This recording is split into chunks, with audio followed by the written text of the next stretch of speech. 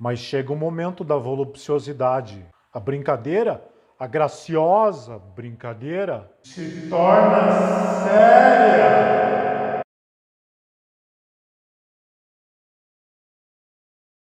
Todo amor romântico, seja ele vulgar ou mais puro e nobre, tem a origem no instinto sexual. O seu objetivo é a prole, a procriação de uma criança. Desse modo se fixa a geração futura. A natureza do instinto é proceder no interesse da espécie em detrimento do indivíduo. O instinto oferece ao indivíduo, que é egoísta por natureza, uma ilusão. E assim o instinto contribui para que se chegue ao objetivo. Ele guia na escolha do amor, a escolha do homem e da mulher para as qualidades físicas e morais mais adequadas para assegurar a reprodução, a conservação, sem consideração alguma pela felicidade do indivíduo. Desse conflito sofisticado entre o instinto da espécie e o indivíduo, nasce o patético amor. Os amantes são traidores que, perpetuando a vida, perpetuam a dor. Estamos habituados a ver os poetas ocupados em pintar o amor. É impossível conceber o amor como um sentimento estranho à natureza humana. É com pura fantasia o que o gênio dos poetas não se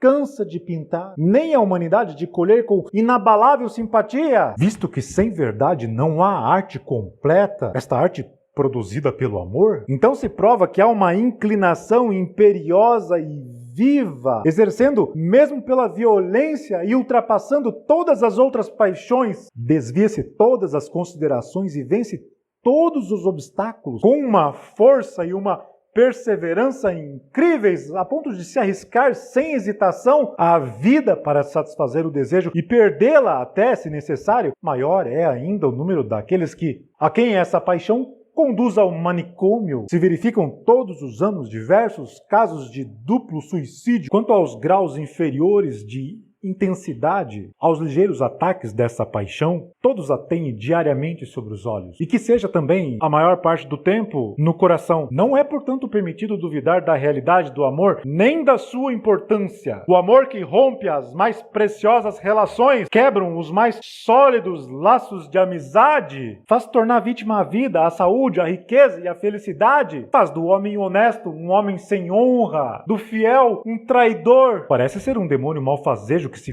força por alterar, transformar e destruir tudo. Para que é tanto ruído? Para que são esses esforços, essa violência? Trata-se apenas de uma coisa bem simples: que cada João encontre a sua Joana. Por que é que semelhante bagatela representa um papel tão importante e leva incessantemente a perturbações e discórdias? Essa questão é nada menos que a combinação da próxima geração encontrada na geração atual. Foi essa paixão tão frívola que fez você? Assim fará a existência dessas pessoas futuras, as quais têm como condição absoluta o instinto do amor. A chave do problema é conhecer, quando tiver percorrido todos os graus do amor, desde a mais fugitiva inclinação até a paixão mais veemente, que a sua diversidade nasce do grau da individualização na escolha. De fato, não se trata, como nas outras paixões humanas, de uma vantagem individual, mas da existência e da constituição especial da humanidade futura. A vontade individual, nesse caso, atinge o seu maior poder e se transforma em vontade da espécie. É sobre esse grande interesse que repousa o patético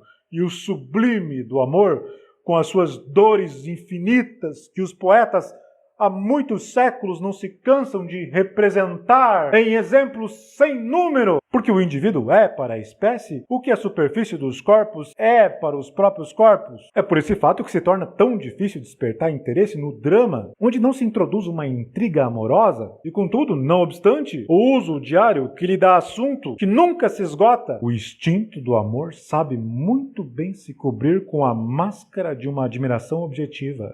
Porque a natureza cresce dessa estratégia para atingir os seus fins. E nesse caso, o instinto do amor todo subjetivo dá ilusão à consciência e sabe muito bem se esconder na máscara da admiração objetiva. A certeza de não ser amado não poderia consolar a privação daquele que se ama. E em semelhante caso, Mais de um amante tem dado um tiro nos miolos, nos amores venais ou nos que se obtém por violência, que uma criança seja gerada. É esse o alvo único. Por isso a intriga que conduz ao deslance é coisa acessória, e várias coisas nesse aspecto são acessórias. O objetivo final se cumpre. Entre todos os fins que tem a vida humana, pode haver um mais considerável. Só este explica os profundos ardores do amor, a gravidade do papel que ele representa, a importância que comunica aos mais ligeiros incidentes, o alvo infinitamente mais elevado, infinitamente mais nobre que os seus sentimentos, a constituição da geração futura.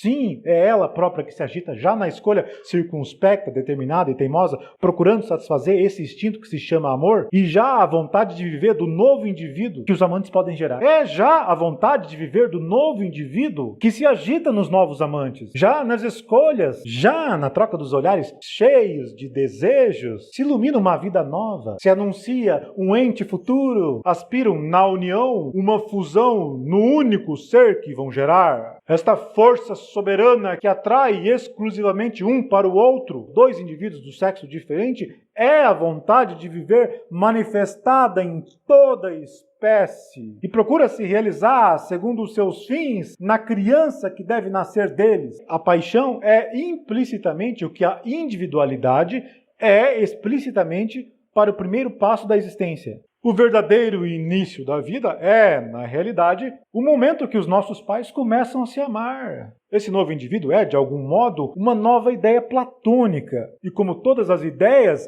empregam um esforço violento para chegar a se manifestar no mundo dos fenômenos, ávidos de se apoderarem da matéria, favorável que a lei da causalidade lhes dá. Em partilha, assim, essa ideia particular de uma individualidade humana tende com uma violência, um ardor extremo a se realizar nesse fenômeno. Essa energia, essa impetuosidade é justamente a paixão que os futuros pais experimentam um pelo outro. Tem graduações infinitas, com dois extremos, amor vulgar e amor divino. Mas quanto à essência do amor, é em toda parte sempre a mesma. Para a juventude, a expressão do amor, por essência, é o primeiro movimento. A simpatia de sentimento, de caráter, de espírito, dá origem a uma amizade estranha. Ao amor pode suceder, pelo contrário, que o respeito da diferença dos sentimentos, do caráter e do espírito, a despeito da repúdia, ou mesmo da aversão, que daí resulte, contudo, um amor. Porque esse é cego sobre essas incompatibilidades. Mas se daí resulta um casamento, esse laço será necessariamente muito infeliz. Foi porque tem em cada homem raízes tão profundas e porque seus motivos egoístas são os únicos com que se pode contar com segurança para excitar a atividade de um ser individual. A espécie, é certo, tem sobre o indivíduo direito anterior, mais imediato e mais considerável que a individualidade efêmera. Mas qual é, afinal, o objetivo da criação de um novo ser? A resposta nos é inacessível, mas é muito mais a realização do ser em si, eterno e infinito, que a do ser passageiro e momentâneo. Todavia, quando urge que o indivíduo proceda e se sacrifique pela manutenção e pelo desenvolvimento da espécie, a sua inteligência, completamente dirigida para as aspirações individuais, apenas compreende a necessidade de sacrifícios, mas realiza logo o seu fim somente egoísta. Portanto, é necessário que a natureza engane o indivíduo com alguma ilusão em virtude da qual ele veja a própria felicidade no que não é. O indivíduo se torna, assim, o escravo inconsciente da natureza no momento em que julga obedecer apenas os seus desejos. Uma pura quimera logo para diante dos seus olhos e faz com que esse caia na ilusão. É o instinto que, na maioria dos casos, representa o sentido da espécie. Mas aqui a vontade da espécie se torna individual e por isso engana o indivíduo. Assim ele julga trabalhar em proveito de si, quando na realidade trabalha é para a espécie. Imagina se fosse verdade que o instinto tivesse pouca importância no momento, ou pelo menos que só se manifestasse, por exemplo, no recém-nascido procurando se apoderar dos seios da mãe. Seria desastroso se dependesse apenas da luxúria e da voluptuosidade, mas na realidade o instinto está muito determinado e muito manifesto, principalmente porque nos guia em escolhas tão finas, tão sérias. De fato, acidentes físicos e mil desgraças podem causar defeito no rosto humano, Mas o verdadeiro tipo humano em todo o seu conjunto é sempre novamente restabelecido graças ao sentimento de beleza, que sempre domina e dirige o íntimo do sexo, sem o que o amor não passaria de uma necessidade revoltante. Pois não há homem nenhum que, primeiramente, não deseje ardentemente as criaturas mais belas.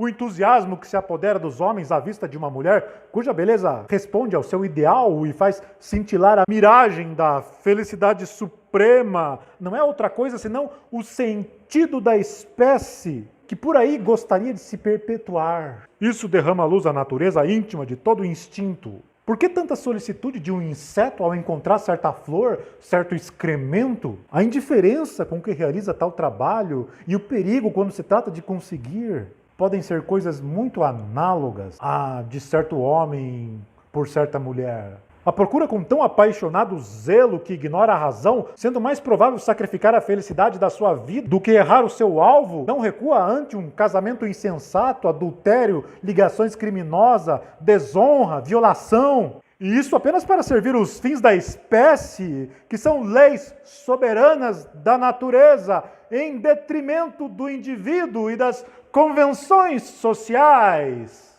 Apesar de que o instinto parece dirigido por uma intenção individual, embora completamente estranha ao indivíduo, que pode se perguntar: por que eu estou fazendo isso? O instinto foi dado mais aos animais destituídos de inteligência, porém o homem não se submeteria. O homem não faria com todo o zelo e a custas da sua felicidade. Deixaria essa tal missão subordinada à sua felicidade individual. Então, ardilosamente, nesse instinto, e como em todos os outros, a vontade metafísica se reveste de uma ilusão tentadora, é a ilusão da voluptuosidade. Faz cintilar aos olhos do homem a imagem enganadora de uma felicidade soberana sem limites que um único ente no mundo pode dar. Imagina até estar se sacrificando ao seu mero gozo junto às dificuldades e os esforços que surgirão, enquanto na realidade só trabalha para a manutenção do tipo integral da espécie.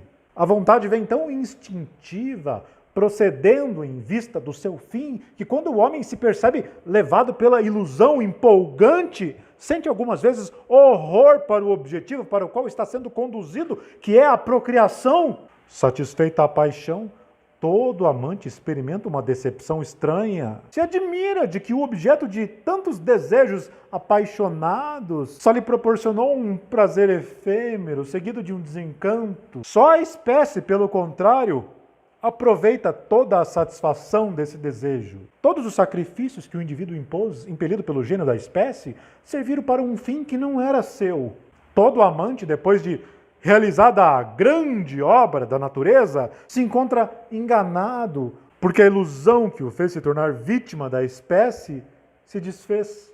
A excessiva predominância da razão explica por que o homem tem menos instinto que os animais. E por que é que os seus instintos podem, algumas vezes, se desviar da regra e o torná-lo até degenerado. A juventude sem beleza sempre tem atrativo.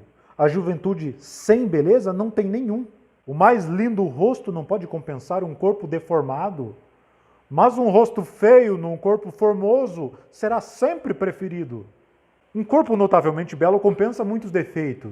Não é a inteligência que o sabe, é o instinto. No casamento, o que se tem em vista não é um estado espirituoso, é a procriação das crianças. O casamento é uma união de corpos e não de mentes. Quase sempre os homens não são incentivados pelas qualidades de caráter da mulher. É por esta razão que os Sócrates encontram as suas Xantipas. A influência da beleza facilmente excede a de caráter. Quando uma mulher inteligente e instruída aprecia a inteligência e o espírito de um homem razoável, isso é uma condição sem importância para a espécie. Caso procede aí a razão no casamento, mas não o amor apaixonado de que nos ocupamos agora. As considerações até aqui, apesar da escolha individual se fundar nas considerações gerais do tipo mulher boa é mulher desse ou daquele jeito, ou vice-versa, é nas escolhas e considerações relativas que nasce o amor apaixonado. Os amores mais passageiros tendem a ser guiados mais por essas considerações gerais. Nem sempre é a beleza que origina as grandes paixões. Pode ser uma condição que só nos é dado imprimir por uma metáfora tirada da química. Os fisiologistas sabem que a sexualidade, tanto no homem como na mulher, tem inúmeros graus, podendo ir da mulher masculinizada ao homem afeminado, assim como entre os graciosos, andrógenos e hermafroditas. E que é necessário que o grau determinado de sexualidade em certo homem corresponda exatamente ao grau de sexualidade numa certa mulher, a fim de que essas duas disposições parciais se compensem. Justamente é por esta razão que o homem mais viril procurará uma mulher por excelência e vice-versa. Os amantes medem por instinto essa parte proporcional necessária. Esse cálculo é inconsciente e se encontra junto com outras considerações. Portanto, quando os interessados falam em um tom patético da harmonia das suas almas, se deve compreender esse tipo de harmonia, que importa bem mais do que o acordo das suas almas. Que este, após a cerimônia, se torna frequentemente em um atroz desacordo. A aversão de uma mulher alta pelos homens altos é, no fundo, dos desígnios da natureza para evitar que uma raça gigantesca surja. Não há nada mais singular do que a seriedade profunda, inconsciente, com que dois jovens de sexo diferente têm ao se verem pela primeira vez. Se observa mutualmente o olhar inquisitorial e penetrante que lança um sobre o outro a minuciosa inspeção. Essa curiosidade, esse exame, é a meditação do gênio da espécie sobre a criança que eles poderiam procriar e a combinação dos seus elementos constitutivos. E a vantagem dos indivíduos efêmeros tem pouca importância. O Deus está sempre pronto para sacrificá-los, sem piedade, porque o gênio da espécie é aos indivíduos o que o infinito é para o finito. É como se esse gênio soubesse que tem em mãos coisa superior a um bem ou a um mal individual. Se dirige com suprema impassibilidade no meio do tumulto da guerra, na agitação dos negócios, através dos horrores, e persegue os indivíduos até no retiro e no claustro.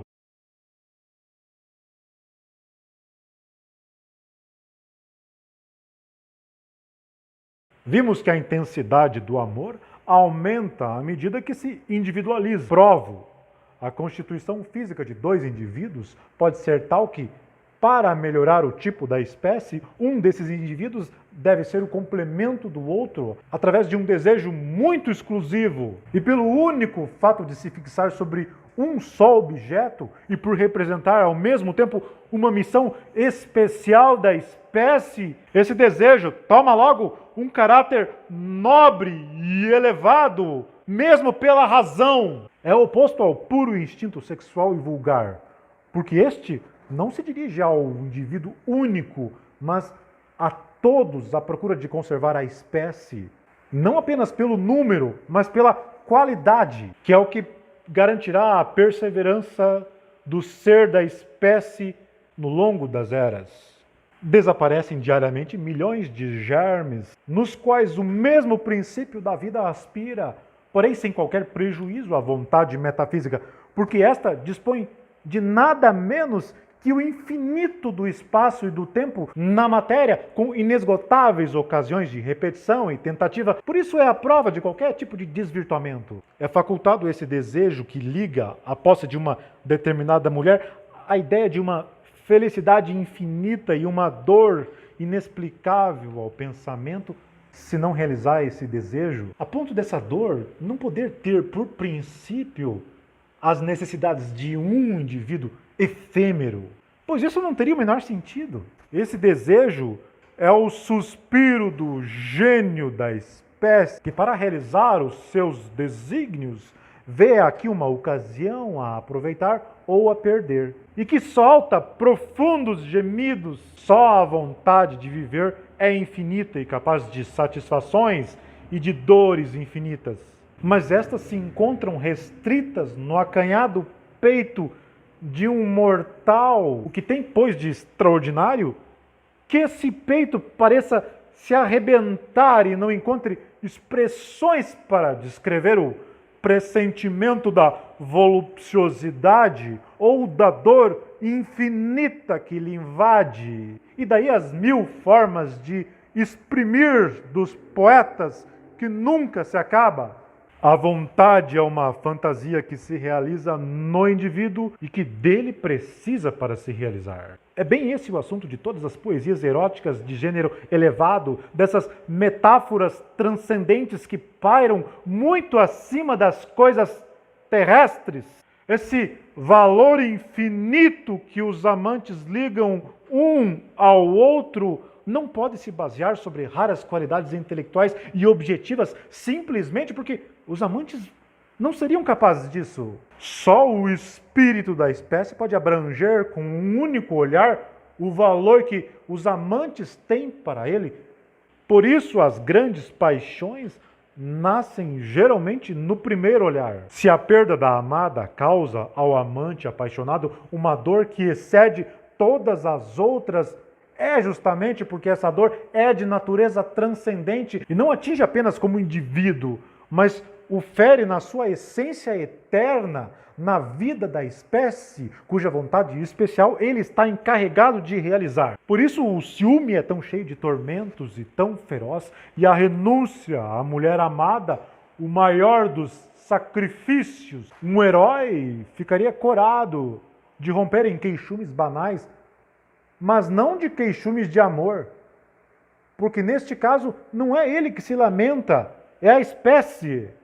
A honra, que até aquele momento suplantava qualquer outro interesse, foi vencida.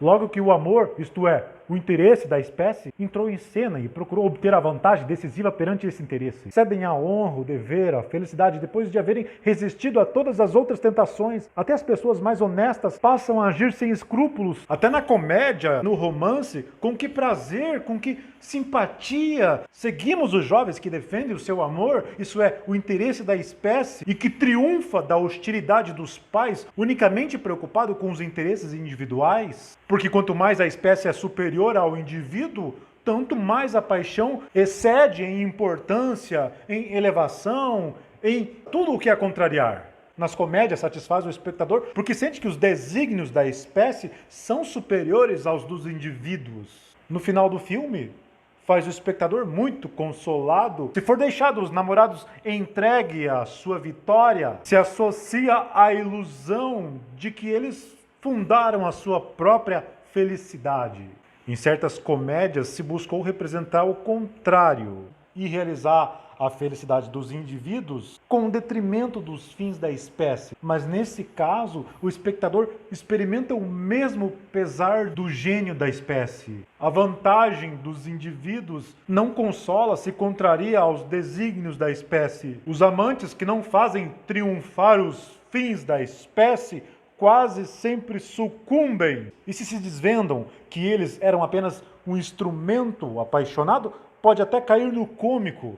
Os atos não ficam em proporções com o caráter. Perder completamente de vista o fim todo físico do amor, o sentimento que o amante tem de proceder em circunstâncias de uma importância tão transcendente, o transporta a uma tal altura acima das coisas terrestres e mesmo acima de si próprio, e reveste os desejos materiais de uma aparência de tal modo imaterial que o amor é um episódio poético, mesmo na existência do homem mais prosaico, o que torna por vezes ridículo. Nos graus supremos da paixão, essa quimera é tão brilhante que, se não se pode atingir, a própria vida perde todo o encanto e se torna tão insípida que o tédio que ela causa excede mesmo o medo da morte. O desgraçado abrevia, às vezes voluntariamente, os seus dias. Nesse caso, a vontade do homem entrou no turbilhão da vontade da espécie. Ou antes, esta última vence de tal modo a vontade individual, não tem, pois aí, outro desfecho além do suicídio. A não ser que a natureza deixe surgir aí a loucura, que cobre como um véu a consciência uma situação desesperada. Mas não é só a paixão não satisfeita que tem por vezes um desses deslanches trágicos. O amor satisfeito também conduz mais frequentemente à infelicidade do que à felicidade, porque as exigências do amor, em conflito com o bem-estar pessoal dos amantes, são de tal modo incompatíveis com as outras circunstâncias da sua vida e os seus planos de futuro. Daí que minam todo o edifício dos seus projetos, das suas esperanças e dos seus sonhos. O amor não está só em contradição com as relações sociais, mas também está muitas vezes com o temperamento íntimo dos indivíduos quando se fixa sobre pessoas que fora das relações sexuais seriam odiadas pelo amante. Mas a vontade da espécie tem um tal poder sobre o indivíduo que o amante cala as suas repugnâncias. A ilusão que se desvanece logo que a vontade da espécie se encontra satisfeita faz ver o que se deixou surgir, uma companheira detestada para o resto da vida. Só desse modo se explica como um homem sensato, mesmo distinto, se unem a raparigas e desposam megeras e não compreendem como puderam fazer semelhante escolha. Os antigos bem sabiam quando personificaram o gênio da espécie, enculpido, Deus hostil, Deus cruel, não obstante a sua aparência infantil, depreciado, demônio caprichoso. Os seus atributos são flechas mortíferas, uma venda e asas. As asas provam a inconstância, consequência usual da decepção que acompanha o desejo satisfeito. Se o gênio da espécie abandona o indivíduo, este recai nos acanhados limites da sua pobreza. Contra todas as expectativas, não se encontra mais feliz do que antes. Quem se casa por amor há de viver com dor. A miserável constituição física e moral e intelectual da maioria dos homens provém, em parte, por concluírem usualmente os casamentos não por escolha ou por inclinação, mas por considerações exteriores. É raro ver as conveniências e as paixões caminharem de mãos dadas. Ou quando as conveniências e as inclinações são respeitadas até certo ponto, o que seria preferível? É como que um difícil acordo que se faz com o gênio da espécie, daí os casamentos felizes são, como se sabe, muito raros. Nos reunimos para satisfazer necessidades sem fim e se preservar da miséria que tem 1000 faces, sem ousarmos esperar outra coisa senão a conservação durante um curto espaço de tempo dessa mesma existência individual tão atormentada. A essência oculta do mundo é justamente o que se encontra no fundo da nossa consciência, forma o ponto central, que é mais imediato que essa nossa consciência e mais do que qualquer outra coisa livre do princípio individual.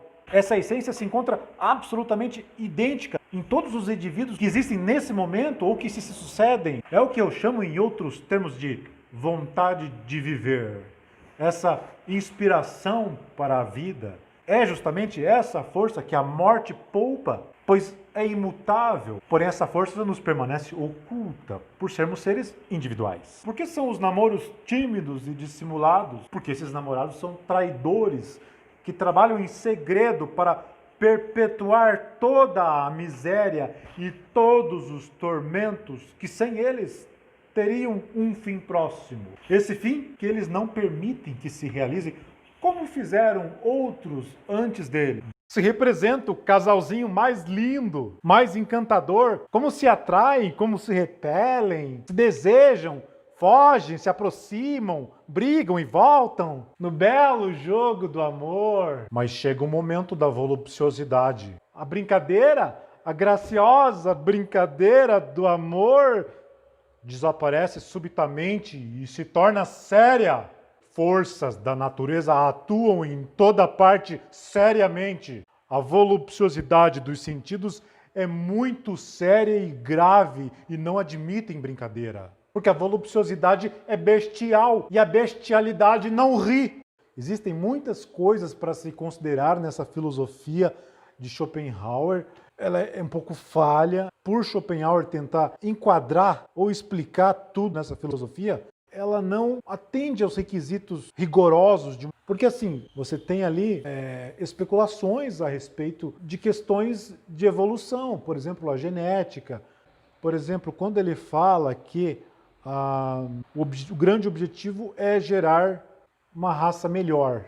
Bom, e o que gera uma raça melhor é a inclinação apaixonada. Só que essa inclinação apaixonada não necessariamente vai gerar descendentes para uma raça geneticamente melhor. Porque um casamento arranjado, ou nas culturas que tem isso, ou um casamento por conveniência, eventualmente pode também gerar um ser geneticamente favorável. E no que isso influenciaria exatamente a degeneração moral da sociedade? É mais fácil se degenerar moralmente um casal, mesmo que se une por inclinação e não por conveniência, mas que esse casal, um deles tenha má índole, mau caráter. Uma pessoa pode se apaixonar por outra de mau caráter. Inclusive, isso acontece muito.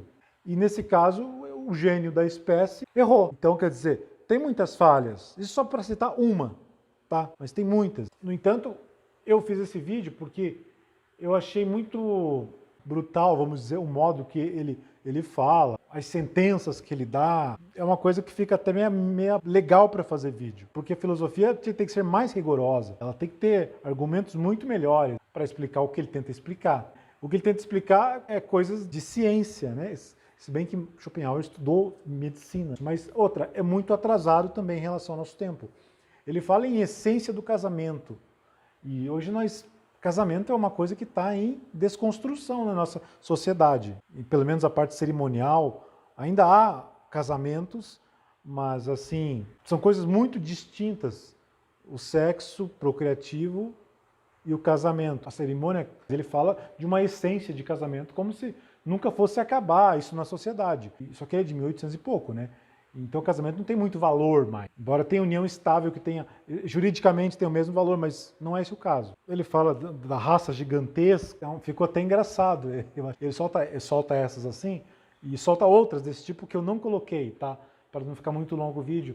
Mas assim, que isso aí é totalmente estudado pela ciência, pela genética, se isso realmente é possível. E é uma coisa que ele solta como filosofia. Não é uma filosofia assim, como isso explica bem as coisas. Não, tem muitas máximas. Eu achei interessante trazer isso para vídeo, porque ia ficar legal de ouvir. Mas não é uma filosofia confiável. Pelo menos não a metafísica do amor. O mundo como vontade e representação, talvez tenha um pouquinho mais de engajamento dele em tentar tornar isso uma filosofia mesmo. Embora ele fale que a metafísica do amor está muito diretamente ligada com a filosofia principal dele, que é o mundo como vontade de representação.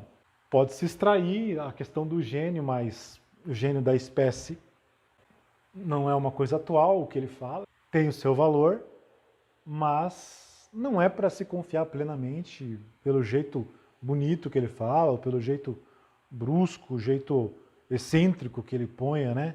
Isso me pareceu mais servir para fazer vídeo, desse estilo de vídeo que eu faço, tá bom? Então é isso aí. Teria mais observações para fazer, mas eu não fiz roteiro, eu não escrevi nada do que eu ia falar, é só o que eu me lembrei aqui, tá? Então teria muito mais coisas para observar, teria que ver o vídeo e anotar e depois fazer outro vídeo a respeito, mas eu acho que isso não seria de interesse. É mais interesse ouvir as ideias dele mesmo, que são muito bem colocadas, muito bem escritas, né? Então é isso aí. Um grande abraço, tchau.